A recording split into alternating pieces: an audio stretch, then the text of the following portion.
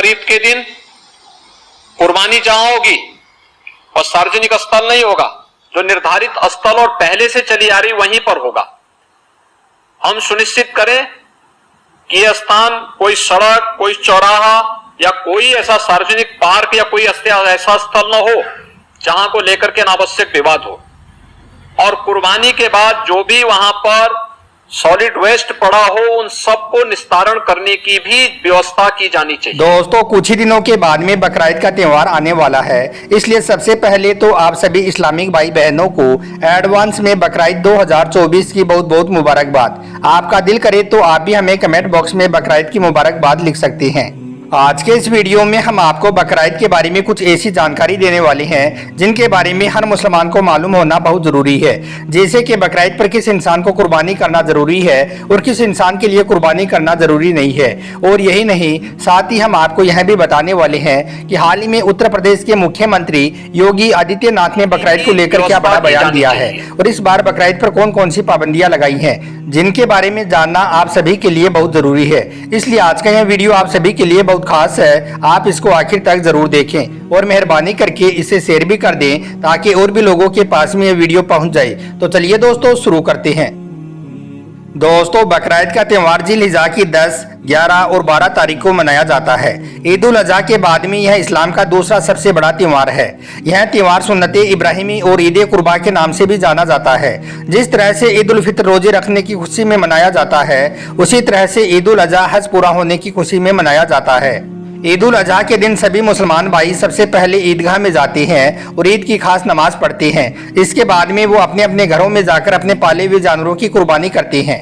याद रखें, बकरीद पर अल्लाह ताला की रजा के लिए कुर्बानी करना बहुत ही बड़े सवाब का काम है और जो शख्स बकरीद के मौके पर अल्लाह की राह में कुर्बानी देता है तो वो बड़ा खुश नसीब होता है। मगर इसके साथ ही आप इस बात को भी याद रखें कि जिन लोगों पर कुर्बानी करना वाजिब है और फिर भी अगर वो लोग बकरीद के मौके पर कुर्बानी नहीं करते हैं तो ऐसे लोग सख्त गुनहगार होते हैं। मगर यहाँ पर कुछ लोगों का यह मानना है कि कुर्बानी करना सिर्फ ऐसे ही लोगों पर वाजिब है जो अच्छे खासे पैसे वाले होते हैं, यानी कि जिनके पास में गाड़ी बंगला होता है, जिनके पास में बहुत सारी प्रॉपर्टीज होती है, यानी कि जो लखपति और करोड़पति होते हैं, ऐसे लोगों को ही कुर्बानी करना जरूरी होता है। और यही नहीं, कुछ लोगों का तो यहाँ तक मानना होता है कि कुर्बानी सिर्फ उन्हीं लोगों पर वाजिब होती है जिन्होंने हज किया है, यानी कि जो लोग हाजी हैं, सिर्फ उन्हीं को ही कुर्बानी करना जरूरी होता है। मगर हम आपको बता दें कि यह सब बातें गलत और मनगढ़ंत हैं। इस्लाम में इन बातों का कोई भी लेना देना नहीं है। याद रखें, कुर्बानी हर उस शख्स पर वाजिब होती है जो साहिब निसाब होता है। ऐसे शख्स पर हर साल कुर्बानी करना वाजिब होता है। उसे हर साल अपने नाम से बकरीद के मौके पर कुर्बानी करना जरूरी होता है। अगर ऐसा शख्स कुर्बानी नहीं करता है तो फिर वो शख्स गुनहगार होता है। दोस्तों, अब आप सोच रहे होंगे कि यह साहिब निसाब क्या होता है, तो हम आपको बता दें कि साहिब निसाब उसको कहते हैं जिसके पास में 7.5 तोला सोना या फिर 52.5 तोला चांदी होती है, या फिर उसकी कीमत की रकम कुर्बानी के दिनों में किसी के पास में मौजूद होती है, तो वो साहिब निसाब होता है। और फिर ऐसे शख्स पर कुर्बानी करना वाजिब हो जाता है, यानी कि फिर ऐसे शख्स के लिए कुर्बानी करना जरूरी हो जाता है। इसका मतलब ये है कि कुर्बानी करना सिर्फ उन्हीं लोगों पर वाजिब है, यानी कि सिर्फ उन्हीं लोगों को बकरीद पर कुर्बानी करना जरूरी होता है जो लोग कुर्बानी करने की ताकत और माल रखते हैं। इसका मतलब यह है कि बकरीद पर गरीब लोगों को कुर्बानी करना जरूरी नहीं है। जिनके पास में मालो दौलत ना हो, ऐसे लोगों को बकरीद पर कुर्बानी माफ है। ऐसे लोग कुर्बानी ना भी करें तो उन्हें कोई भी गुनाह नहीं होता है। मगर दोस्तों, इन सब के बावजूद आप इस बात को भी जरूर याद रखें कि जिस तरह से हम मुसलमान कुर्बानी को लेकर हर सुन्नत पर अमल करते हैं, उसी तरह से हम सबको सरकार की तरफ से बनाई गई गाइडलाइन का भी जरूर पालन करना चाहिए ताकि हम पर किसी भी तरह की कोई आफत या मुसीबत ना आने पाए। इसलिए आप सबसे ये गुजारिश है कि इस बार बकरीद के मौके पर सरकार की तरफ से जो भी गाइडलाइन आए आप उसका जरूर पालन करें, यानी कि आप उसको बिल्कुल भी अनदेखा ना करें। इसका मतलब यह है कि आप बकरीद मनाते वक्त कोई भी ऐसी वैसी गलती ना करें जो सरकार की गाइडलाइन के खिलाफ हो और जिसकी वजह से आप अपने साथ साथ आप अपने घर और परिवार को भी किसी मुसीबत में धकेल दो और फिर आपको जिंदगी भर पछताना पड़े। आप ऐसी कोई भी गलती इस बार बकरीद के मौके पर ना करें। दोस्तों, जैसा कि आप सब लोग जानते हो कि कुर्बानी करना हजरत इब्राहिम अलैहिस्सलाम की सुन्नत है जिसको अल्लाह ताला ने हम मुसलमानों पर वाजिब किया है। इसलिए हर साल बकरीद के मौके पर हर मुसलमान कुर्बानी करना चाहता है। मगर अब सवाल यह है कि बकरीद पर मुसलमान कुर्बानी किस तरह से करे, यानी कि कौन से जानवरों की कुर्बानी की जाए और ऐसे कौन से जानवर हैं जिनकी कुर्बानी मुसलमान ना करें। और कुर्बानी के बाद में कुर्बानी के गोश्त का क्या किया जाए और जानवरों के खून और खाल का क्या इंतजाम किया जाए, इन सब बातों के बारे में सीरत की किताबों में तफसील के साथ में बयान किया गया है। मगर इसके अलावा बकरा ईद के मौके पर सरकार भी अपनी तरफ से और अपने हिसाब से एक खास गाइडलाइन तैयार करती है।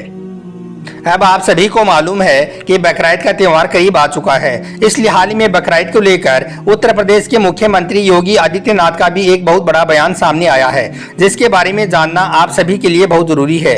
इसलिए आप इस वीडियो को जरा भी स्किप मत करना, आप इसको आखिर तक गौर से जरूर देखना। दोस्तों, जैसा कि आप सभी को मालूम है कि पूरे भारत देश में उत्तर प्रदेश के मुख्यमंत्री योगी आदित्यनाथ को मुसलमानों के खिलाफ अजीबोगरीब बयान देने, मुसलमानों पर अजीबोगरीब कार्रवाई करने के लिए जाना जाता है। योगी आदित्यनाथ कभी नमाज के ऊपर गलत बयानबाजी करती हैं, तो कभी अजान को लेकर गलत बयानबाजी करती हैं, तो कभी योगी सरकार बेकसूर मुसलमानों के घरों पर बुलडोजर चलाने के आदेश जारी करती है। इसी वजह से यूपी में योगी सरकार के बनने से लेकर अब तक जितनी भी बार बकरा ईद का त्यौहार आया है, हर बार बकरा ईद के मौके पर कुर्बानी को लेकर एक संशय बना रहता है।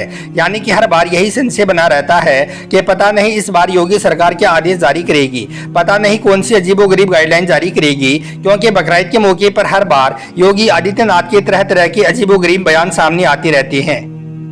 दोस्तों, योगी सरकार ने इस बार यानी कि बकरा ईद 2024 पर जो बड़ा बयान दिया है, उनमें से जो सबसे पहला और सबसे बड़ा बयान दिया है वो है गोवंश को लेकर। यानी कि इस बार योगी सरकार ने गोवंश की कुर्बानी को रोकने के लिए अपने आला अधिकारियों को सख्त निर्देश दिए हैं। यानी कि उत्तर प्रदेश के मुख्यमंत्री योगी आदित्यनाथ ने इस बार बकरा ईद के मौके पर गाय की कुर्बानी को रोकने के लिए खास पाबंदियां लगाई हैं। इसके लिए योगी सरकार ने अपने आला अधिकारियों को सख्त निर्देश दिए हैं कि वो इस बात का सख्ती के साथ में पालन करवाएं, क्योंकि आप सभी को मालूम है कि गाय के साथ में हिंदू भाइयों की आस्था जुड़ी हुई है।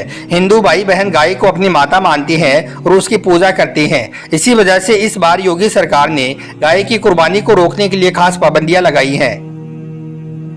इसलिए दोस्तों, आप सबसे ये गुजारिश है कि इस बार यानी कि बकरा ईद 2024 के मौके पर आप यह गलती बोलकर भी कभी मत करना।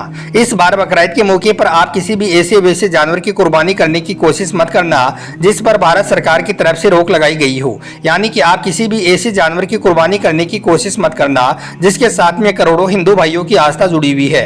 अगर आप बकरा ईद के मौके पर यह गलती करोगे तो याद रखना, आप अपने साथ साथ फिर अपने घर परिवार और कौम के लिए भी परेशानी का सबब बन सकती हो। इसके अलावा योगी सरकार ने खुले में कुर्बानी करने पर भी रोक लगाई है और साथ ही योगी सरकार ने अपने आला अधिकारियों के लिए यह भी फरमान जारी किया है कि इस बार बकरा ईद के मौके पर कोई भी मुसलमान नदी नालों में कुर्बानी के जानवर का खून बहाने ना पाए। यानी कि इस बार नदी नालों में कुर्बानी का खून बहाने पर भी रोक लगाई गई है। याद रखें, इस बारे में तो हदीस पाक में भी कई मर्तबा जिक्र आया है कि कुर्बानी के मौके पर आप कोई भी ऐसा वैसा काम ना करें जिससे दूसरे धर्म के लोगों को परेशानी होती हो। यानी कि कुर्बानी के जानवर के खून को ऐसे ही नदी नालों और रास्तों पर बहाने का हुक्म नहीं दिया गया है। इसलिए इस बार आप यह भी गलती भी ना करें, कुर्बानी के जानवर के खून को आप वहीं पर एक गड्ढा खोदकर उसमें दफन कर दें। इसके अलावा योगी सरकार ने अपना तीसरा फरमान यह जारी किया है कि इस बार बकरा ईद के मौके पर कोई भी मुसलमान खुले में यानी कि पब्लिक प्लेस में कुर्बानी ना करे। यानी कि इस बार खुले में कुर्बानी करने पर भी पूरी तरह से रोक लगाई गई है। और यही नहीं, साथ ही सामूहिक कुर्बानी करने पर भी रोक लगाई गई है। इसका मतलब यह है कि इस बार आप भीड़ लगाकर भी कुर्बानी ना करें। मतलब कि दोस्तों, बकरा ईद के मौके पर कुछ लोग मिलकर और भीड़ लगाकर जो बड़े जानवरों की कुर्बानी करते थे, इस बार योगी सरकार ने इस पर पूरी तरह से रोक लगा दी है। इस बार योगी सरकार ने यह साफ कर दिया है कि बकरा ईद पर जिस किसी को भी कुर्बानी करनी हो वो अपने अपने घरों में रहकर ही कुर्बानी करे, यानी कि भीड़ लगाकर सामूहिक कुर्बानी ना करे। इसके अलावा योगी सरकार ने अपना अगला फरमान यह जारी किया है कि इस बार बकरा ईद के मौके पर कोई भी झूठी अफवाह न फैलाने पाए। इसके लिए योगी सरकार ने अपने आला अधिकारियों को इसका पालन करवाने के सख्त निर्देश दिए हैं। इसके अलावा योगी सरकार ने यह भी कहा है कि जो लोग कुर्बानी के जानवर की फोटो या वीडियो सोशल मीडिया पर अपलोड करके माहौल खराब करने की कोशिश करते हैं तो उन पर भी सख्त कार्रवाई की जाए। इसलिए दोस्तों, इस बार बकरा ईद के मौके पर आप यह गलती भी बोलकर ना करें और कुर्बानी के जानवर की कोई भी फोटो या वीडियो सोशल मीडिया पर अपलोड करके किसी भी तरह का कोई दिखावा ना करें। याद रखें, कुर्बानी सिर्फ और सिर्फ अल्लाह की रजा के लिए की जाती है, किसी दिखावे के लिए नहीं। इसलिए आप कुर्बानी के जानवर की फोटो या वीडियो सोशल मीडिया पर अपलोड करके कुर्बानी के जानवर की बेहुरमती ना करें। कुर्बानी सिर्फ और सिर्फ अल्लाह की रजा के लिए और पूरे इखलास के साथ करें।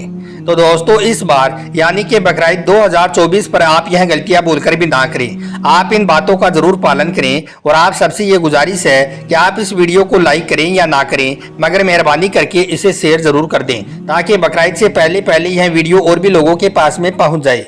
आपका वीडियो देखने के लिए बहुत बहुत शुक्रिया।